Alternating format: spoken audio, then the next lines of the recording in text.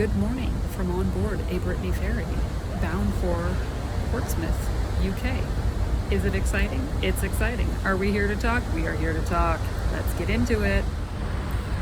Today I want to talk a little bit about masking because it is definitely something that shows up when traveling or when you're meeting new people. So the past week I've been hosted by my friend Stephanie's parents, who are these lovely, lovely people.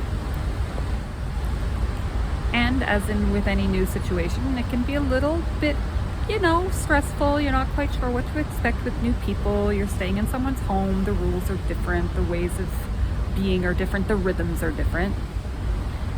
And obviously you want to be on your best behavior. And so one of the things that I realized quite quickly was that I was masking even in this situation where my hosts were lovely, lovely people. What did that look like for me? Well, I realized because the mask came off, it was the fact that I make strange noises and I sometimes will make commentary in silly voices. I often refer to it as my weird is showing, or with other people, your weird is showing. And people who know me, they expect this, they know about this, but people who've never met me might find it a bit strange. And it got me thinking a little bit about social contracts and about how certain behaviors are just seen as polite or impolite. Sometimes there's a cultural element to it, other times not. But social contracts, we need them. It's the things that make sure that people stand in line and wait their turn. It's also the type of things that make sure that people don't spit on the floor. We need social contracts. But how do they get decided? I'm honestly curious how they get decided and where the cultural element plays a role. And it really has me thinking a lot about work and workplaces.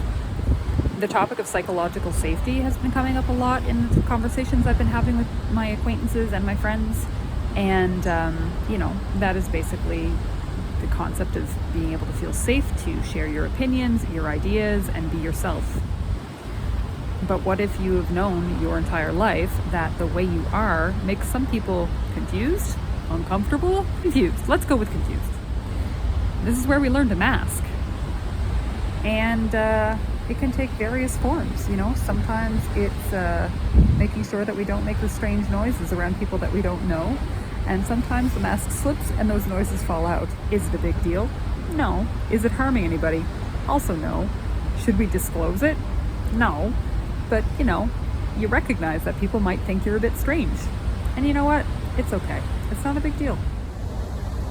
But when I'm thinking about it, I think one of the reasons it's not a big deal in this case is it's low stakes, My hosts are going to put up with me for 5 days and maybe they're going to gossip about me when I'm gone. No biggie.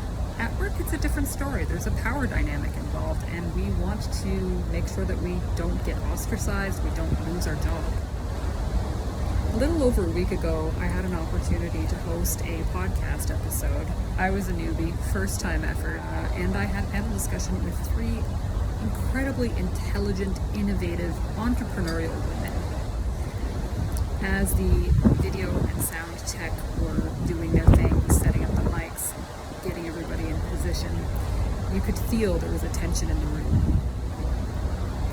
And at one point, I'm not sure how it was agreed upon, but one of us just said, hey, can we agree to just, be weird and not be too serious about what we're about to do?